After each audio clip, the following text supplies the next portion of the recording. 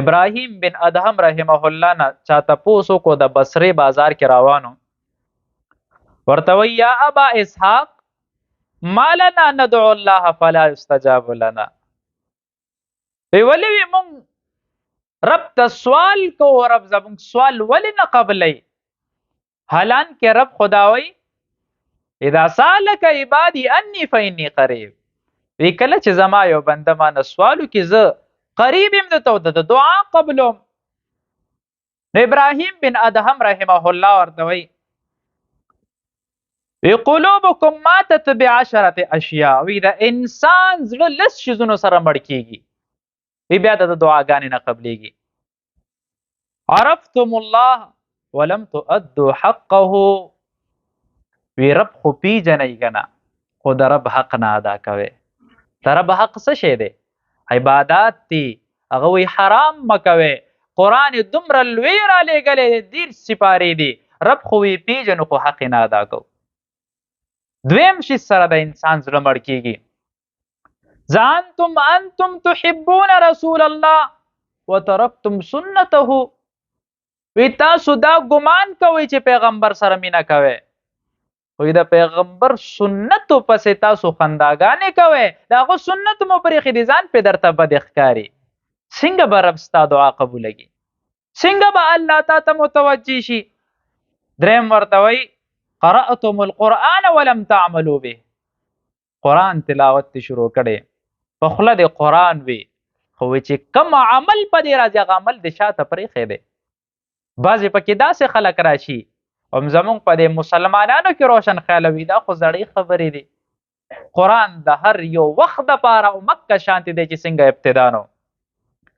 څلورم نمبر اکلتم نعم الله ولم تؤدوا شکرا، تاسو د الله نعمتونه خورئ لګیایي ورځ په ورځه. څومره قسمه میوې، د هر سیزن خپله میوه، د هر سیزن خپله سبزي، دا مې نه دی خوښ دا خورم، دا مې نه دی خوښ هغه خورم، خو شکر دی چېرته ادا نه کو. په خوراک ستړی شو، معدو دې کار پرېښوده، دومره دې وخوړه چېرې مرض در کې راغه. معده ولې خرابېږي؟ د زیات خوراک د وجې نه معده خرابېږي. او د خوراک طریقه چې موږ ته ښودلی شوې ده، کله چې خوراک خوند را پرېږدي نو دې ټایم کې بس کوه، معده به دې نه خرابېږي. او چې خوند را پرېږدي ته ورته بډ ووایې چې اوس خو یې خوند وکړو، چې بیا وروسته دې په مرۍ کې ګوتې ورکړي چې الټیانې وکړمه چې هغې پورې تر څو زما د ازمه شوي نه. زمونږ په دې نږدې علاقه کې دلته مخکې ورځ راته یو ملګري خبره کوله، مونږ سره نعمتونه ډېر دي، ناشکره یو. چې کم صاحب حیثیت خلک دي زمونږ په دې معاشره کې ډېر زیات غربت روان دی، مونږ نه خلک هیر دي، ګاونډی رانه هیر دی، هر سړی ځان له شوی دی. یو سړی و دلته وي رکشه یې چلوله، وي د شپې به چې راغو داسې د 7 کالو زوی و، زوی ورته وی پلاره وی ټول خلک کرسو خوري، وي زما کباب و تړه شوی دی، ماله کباب راوړه. ورته بچې نن به مزدوري لږه کړې ده، سبا به دله راوړم. په سبا یې ورته بیا ووي پوره مسلسل یو هفته دا بچې پلار پسې نښتی و چې نن دې مراله راونړه. په بله ورځ یې پلار هغه پیسې بچت کې 600 روپۍ بچت کې چې په لاره تلو نو هغه رکشه ورته خرابه شوه، نو هغه پیسې په هغې ولګولې. نو نور کله به چې 9 بجې تلو د شپې 11 بجې کور ته لاړه.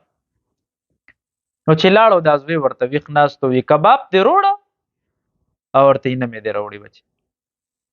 نو وی لاړو دا سړی وي د ډېر خفګان د وجې نه چې یاره زما بچي ما نه خواهش کړی دی، پوره 8مه ورځ د خواهش ضرورت نشم پوره کولی، او کوټې ته ننوتو څه ښه کار یې ونه کړو، خو خپل غربت دی او که ته خپل ځان ورته ملامتو، پړی راواغېستو ځان یې پانسي کو پکې پورې.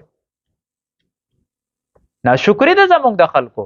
او رب وایي وإن شکرتم لأزیدنکم، شکر ادا کوه ډېر دله زیاتوم، ستا د وهم ګمان نه به تا ته زیات وي. 5م نمبر ابراهیم بن ادهم رحمه الله فرمایي قلتم ان الشیطان عدوکم، وی تاسو دا وایي وی شیطان ستاسو دشمن دی، ووافقوه، او د هغه موافقت هم اختیار کړی دی، د هغه دوستي هم اختیاره کړې ده. دشمن سره څوک دوستي کوي، تاسو هغه سره دوستي کړې ده. 6م نمبر فرمایي قلتم ان الجنة حق ولم تعملوا لها. دا د ټولو یقین دی چې جنت حق دی، جهنم حق دی، خو د جنت دپاره هم څه اعمالو نه که. او قلتم ان النار حق ولم ترهبوا منها. تاسو دا وایئ چې جهنم هر حق دی، اور شته دی، خو د دې نه د تختې کوشش هم چېرته مو نه کوو، همدې پسې نښتئ چې کم کار جهنم ته د بوتلو هغه کارونه هم شروع کړي دي. قلتم ان الموت حق ولم تستعدوا لها. تاسو لګیایئ وایي یاره مرګ حق دی، پلانې لاړو، اچانک لاړو، بیماري هم نه وه، مرض هم نه و، په لاره روانو را پرېوتو، وفات شو، خو تیاری هم ولونه کړو. اواز